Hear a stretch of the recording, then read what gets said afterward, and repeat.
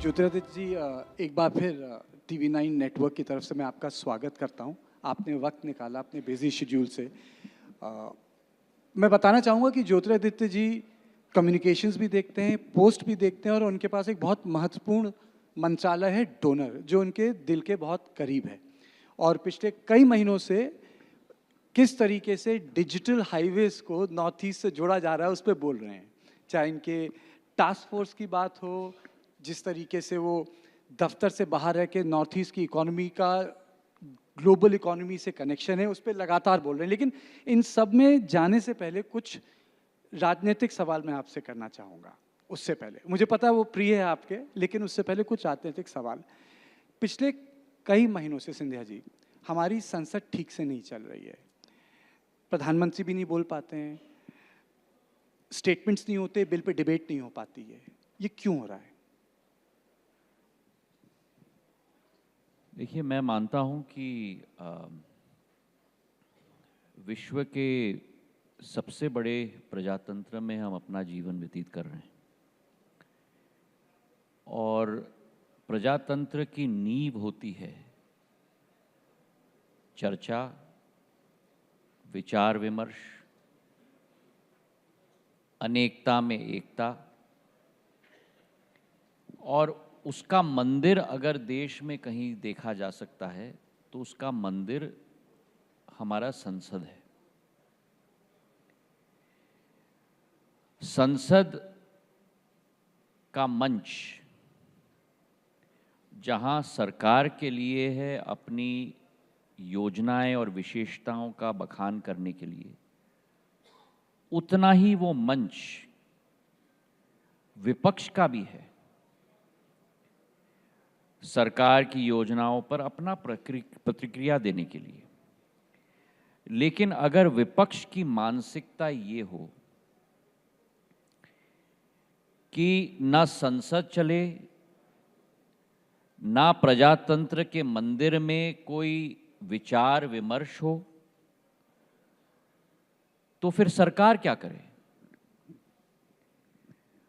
और मैं मानता हूं कि हमारा संसद इस पिछले 12 वर्षों में एक सबसे प्रोडक्टिव संसद रहा है अपने संपूर्ण कार्यकाल में। हमारे कई अध्यक्षों ने दोनों राज्यसभा और लोकसभा व्यवधान के बीच में भी संसद को बहुत लंबा चलाया है और यही प्रजातंत्र की नींव होती है। और जब विचार विमर्श होता है, उस मंथन से अमृत निकलता है। पर अगर विपक्ष चर्चा करने के लिए राजी ही न हो, कई बार इतने अति महत्वपूर्ण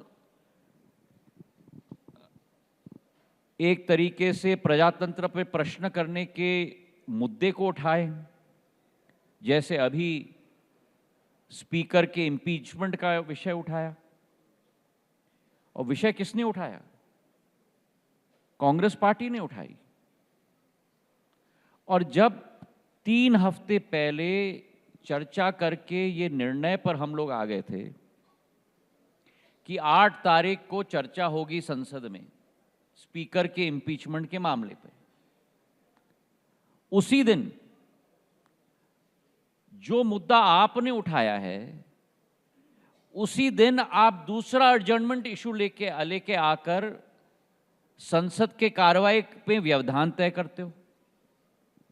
तो आप अपने ही उठाए हुए प्रस्ताव के विरुद्ध, जो संविधान का मुद्दा बन गया है, स्पीकर का इम्पीचमेंट, मतलब शायद 75 वर्षों में 2 या 3 बार ही हुआ हो, उसी पे व्यवधान आप तय कर रहे हो। अगर आपकी मानसिकता यही हो जी, तो फिर कोई आपको मदद नहीं कर पाए। राहुल गांधी कहते हैं कि उन्हें बोलने का मौका नहीं मिलता। अब इस पर उल्लेख गृह मंत्री जी ने बड़े अच्छी तरीके से संसद में कह दिया।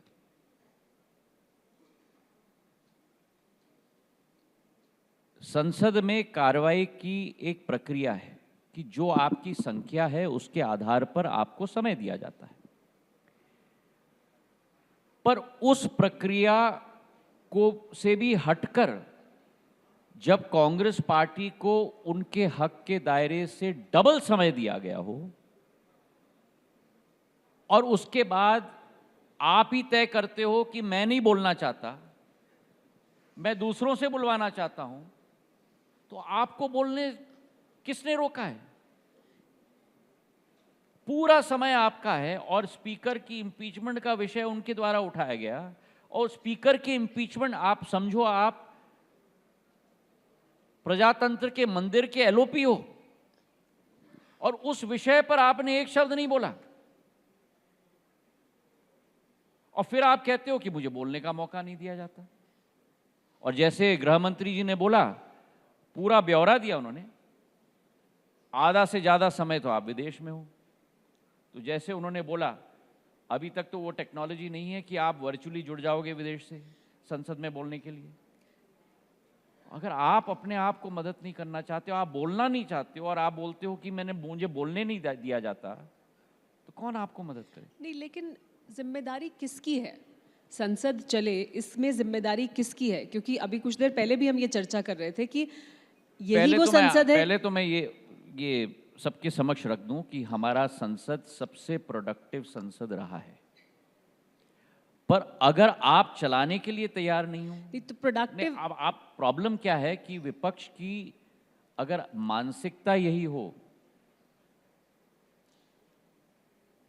कि देश ना चले, संसद ना चले, स्पीकर ना रहे, इलेक्शन कमीशन ना चले, सुप्रीम कोर्ट ना चले, बस मेरा ही चले, सॉरी, प्रजातंत्र में ये संभव नहीं है। प्रोडक्टिव हो सकता है, नंबर ऑफ बिल्स जितने पास हो, काम कितना हो सकता है, लेकिन चर्चा भी तो होनी चाहिए, वो भी तो बहुत अहम हिस्सा है संसद का। चर्चा होती, पर अगर आप तैयार नहीं हो चर्चा के लिए, अगर आप ही चर्चा नहीं करना चाहते हो, देखिए हम आपका हाथ पकड़ के आपको हम चर्चा नहीं करा सकते।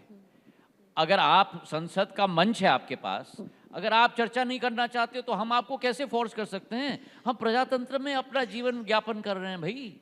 मतलब प्रजातंत्र में आपका राइट है नॉट टू स्पीक। मतलब हम अगर आप उस राइट का आप उपयोग कर रहे हो और आप वॉकआउट करना चाहते हो या नहीं बोलना चाहते हो, हम कैसे बुलवाएं आपसे? बिल्कुल ठीक है, चलिए दूसरे हम मुद्दे पर। पक्ष और विपक्ष की भूमिका दोनों तो नहीं निभा सकते। यानी हम तो व्यवधान पैदा कर सकते हैं, आपकी मर्जी है, आप आकर चर्चा इस पर करना चाहें या ना चाहें, आपको ये स्वतंत्रता है। लेकिन एक और मुद्दे पर आते हैं। पिछले कुछ दिनों के दौरान, पिछले कुछ सालों के दौरान ये देखा गया है कि कांग्रेस पार्टी से बहुत से नेताओं ने बाहर का रास्ता चुना, कांग्रेस पार्टी को छोड़ा और ये सिलसिला चला आ रहा है, अभी भी चल रहा है। और ज्वाइन करने वालों की संख्या बहुत कम है, यानी शामिल होने वालों की संख्या बहुत कम है। ऐसा क्यों है? मैं क्या कह सकता हूँ? आप रहे हैं वहां, आपसे बेहतर कौन बता सकता है? आपने बिल्कुल सही कहा, मैं रहा हूं वहां, आज मैं नहीं हूं। देखिए, कांग्रेस पार्टी की बात आप छोड़ दीजिए, आप टीवी 9 की बात करिए या विश्व की किसी भी सबसे प्रसिद्ध कंपनी की बात करिए या किसी भी संस्था की बात करिए, ये टीवी 9 का ब्रांड क्यों है? ये टीवी 9 का ब्रांड इसलिए नहीं है क्योंकि टीवी 9 है। ये टीवी 9 का ब्रांड इसलिए है क्योंकि इस टीवी 9 के साथ आप जैसे एंकर्स जुड़े हुए हैं। किसी भी संस्था की मूलभूत पूंजी उसकी मानव संसाधन होती है। अगर उस मानव संसाधन को हम हर एक कंपनी को देखते हैं, हर संस्था को देखते हैं, वो किस विषय पर कॉन्सेंट्रेट करती है? Customer acquisition, customer set, customer retention. अब आपकी मंशा ना कस्टमर एक्विजिशन की है, ना कस्टमर सेटिस्फैक्शन की है, ना कस्टमर रिटेंशन की है, तो यही दुर्गति होगी जो कांग्रेस पार्टी की है। गुस्ताखी माफ, मैं ये सवाल बहुत सालों से करना चाह रहा था, अगर आप पॉलिटिशियन नहीं होते तो क्या होते? मेरी ट्रेनिंग 6.5 साल में इन्वेस्टमेंट बैंकर था। अंडर ग्रेजुएशन के बाद फिर बिजनेस स्कूल मैंने स्टैनफोर्ड में की। और आपको बता दूं कार्तिकेय कि हम लोग एक स्टार्टअप करने वाले थे जब मैं स्टैनफोर्ड बिजनेस स्कूल से ग्रेजुएट कर रहा था, और पूरी हम लोग ने तैयारी भी कर दी थी। पर कभी कभी कुदरत ही निर्णय आपके लिए लेती है, और मेरे लिए स्वतः शायद मेरे ज़िंदगी के सबसे दुखद घटना तब हुई थी। और मैंने राजनीति का पथ नहीं अपनाया है, मैंने जनसेवा का पथ अपनाया है। और इसलिए मैं अपने आप को एक राजनीतिज्ञ या पॉलिटिशियन नहीं मानता हूँ, लेकिन एक जनसेवक मानता हूँ। यही एक परंपरा मेरे पूज्य पिताजी की थी, मेरी आजी अम्मा की थी, और अगर आप पिछले 300 वर्षों में देखो तो सिंधिया परिवार की रही है।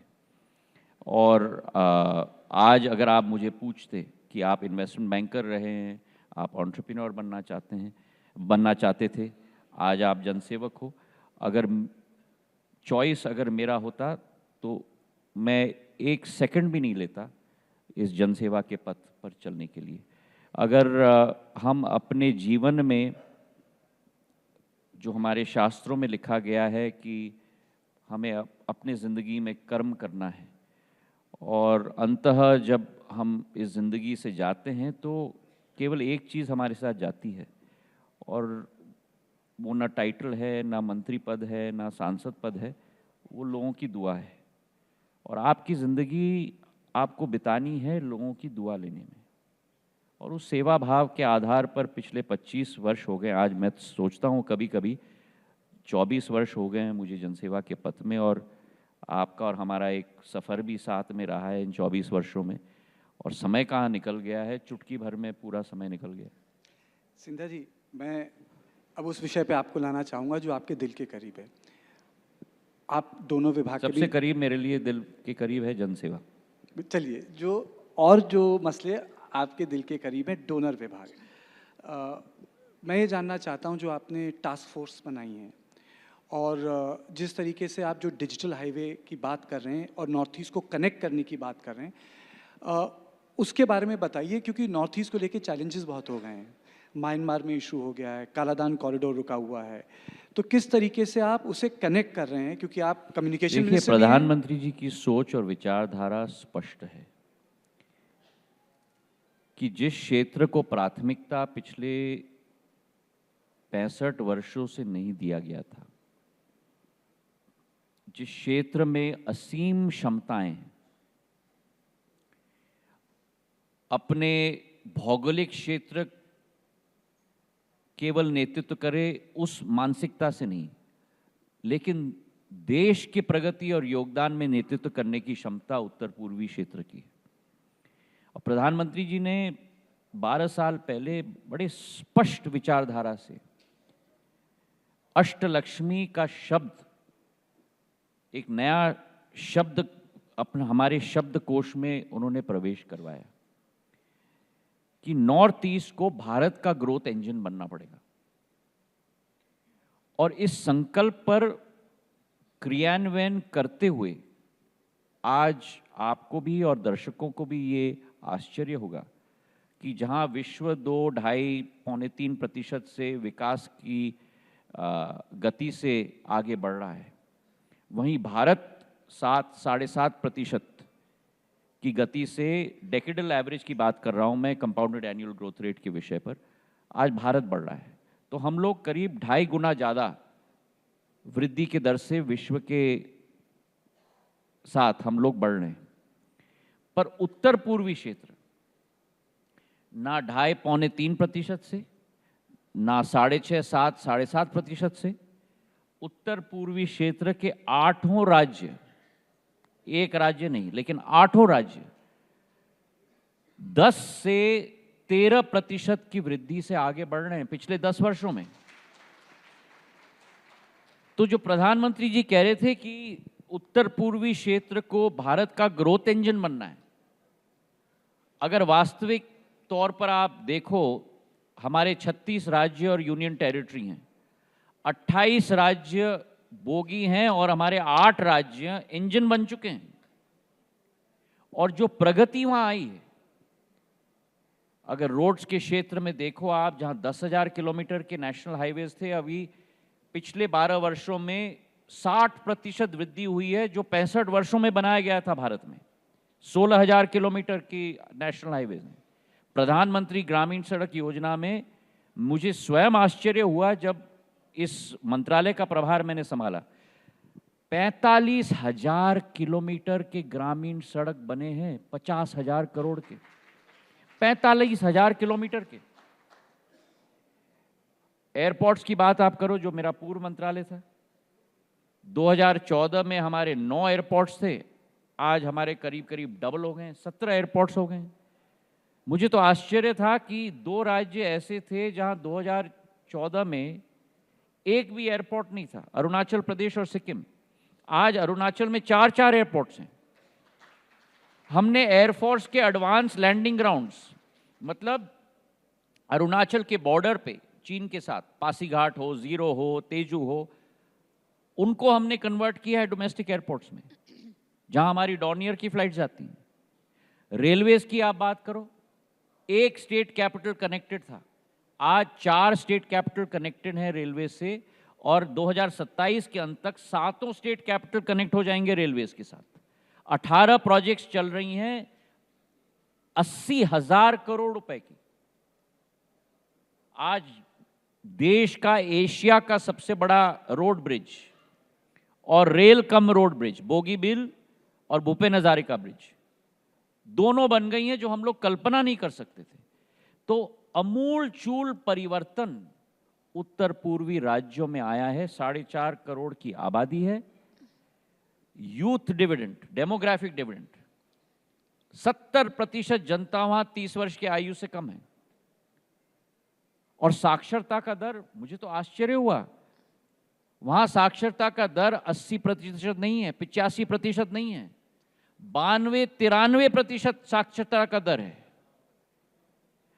क्षमता वहां अपार है कार्तिकेय, और उस क्षमता को हमें आगे बढ़ाकर साउथ ईस्ट एशिया का ट्रेड रूट, इकोनॉमिक रूट, संपूर्ण रूप से उत्तर पूर्वी अष्टलक्ष्मी को हमें मजबूत करना है, जो इतिहास में सदैव रहा है। और इसलिए कालादान प्रोजेक्ट, इसलिए ट्राइलैटरल हाईवे प्रोजेक्ट, इसलिए गुवाहाटी और त्रिपुरा को पहले किश्त में हम लोग सोच रहे हैं इंटरनेशनल कनेक्टिविटी देने के लिए, ताकि वो एक एक्चुअली ब्रिज बन जाए, केवल भारत के लिए नहीं, पर एशिया के लिए, नॉर्दर्न एशिया के लिए, वेस्ट एशिया के लिए और यूरोप के लिए भी वो ब्रिज बने। सिंधिया जी, आप कितना पैशनेट हैं नॉर्थ ईस्ट के इन तमाम प्रोजेक्ट्स के लिए, वो तो आपने बता दिया, लेकिन दिल की बात थोड़ी देर पहले हो रही थी। दिल के करीब ज्यादा क्या है, दिल्ली या मध्य प्रदेश? मैं मध्य प्रदेश का नागरिक हूं और प्रधानमंत्री जी की नेतृत्व में मैं दिल्ली में बैठकर और मध्य प्रदेश में भी बैठकर सेवा कर रहा हूं। मध्य प्रदेश मैंने आपको कह दिया, आपका प्रश्न मैं समझ गया, और उत्तर में मैं आपको यही कहूंगा, मैं राजनीतिज्ञ नहीं हूं, मेरी कोई आशा नहीं है, मेरी कोई अभिलाषा नहीं है। अगर लोगों ने मेरे पूज्य पिताजी का जीवन भी देखा हो, जो जिंदगी में जो जिम्मेदारी आपको दी जाए, जैसे मैं पुराना घुड़सवार रहा हूं, तो जब घोड़ों को रेस में डाला जाता है ना, तो स्टार्टिंग गेट में जब डाला जाता है, घोड़ों के आंखों के ऊपर ब्लिंकर्स डाला जाता है, ताकि दाएं बाएं ना झांको, नीचे देखो और फिनिश लाइन की तरफ देखो। मेरी आदत वही है, आपको जो जिम्मेदारी दी गई है उसको आप निभाओ, ना लेफ्ट देखो ना राइट देखो, रोज अपना कर्म करो, ताकि रात को, अगर आप, मेरी यही कोशिश रहती है, मैं नहीं कहता कि मैं सफल होता हूं, कि दिनचर्या समाप्त होने के बाद, और मेरा दिनचर्या रात को ही समाप्त होता है, आपको सोने के पहले ये देख लेना चाहिए कि जो आप कर सकते थे इस दिन में, आपने संपूर्ण कोशिश की। ये लेकिन, और अगर आप उस भावना के साथ अपने पलंग में जाओगे, मैं आपको गारंटी देता हूं कि 5 मिनट के अंदर ही आपको अच्छी नींद आएगी। चलिए, सोने की नींद के अच्छे टिप्स भी आपने दे दिए, लेकिन ये घोड़े वाली थियरी राहुल सोने गांधी के लिए भी नहीं दिया मैंने, अच्छी नींद के मैंने लिए, आपकी सुकून के जिंदगी लिए। के कर्मशाली बनने के लिए मैंने टिप्स दिया है। लेकिन जो घोड़ों वाली थियरी है ये राहुल गांधी भी देते हैं। वो कहते हैं कांग्रेस पार्टी में 3 तरह के घोड़े हैं, एक लंगड़े घोड़े हैं, एक रेस के घोड़े हैं, तो अब एक देखिए, शादी वाले जो घोड़े, तो ये जो उन्हें रेस वाले व्यक्ति, घोड़े चाहिए। यही प्रॉब्लम है, जो व्यक्ति अपने टीम के बारे में ऐसे शब्दों का प्रयोग करेगा तो फिर वही गति आप पाओगे जो दुर्गति कांग्रेस पार्टी की होगी।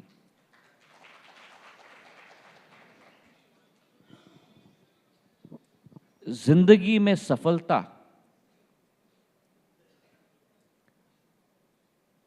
आपकी क्षमता के आधार पर निर्भर नहीं होती।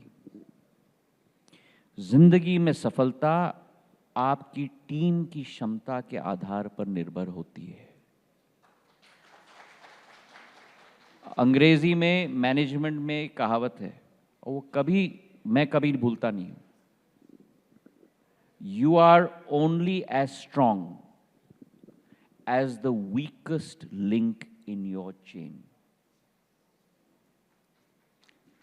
अपने टीम को मजबूत करोगे तो आप मजबूत होगे।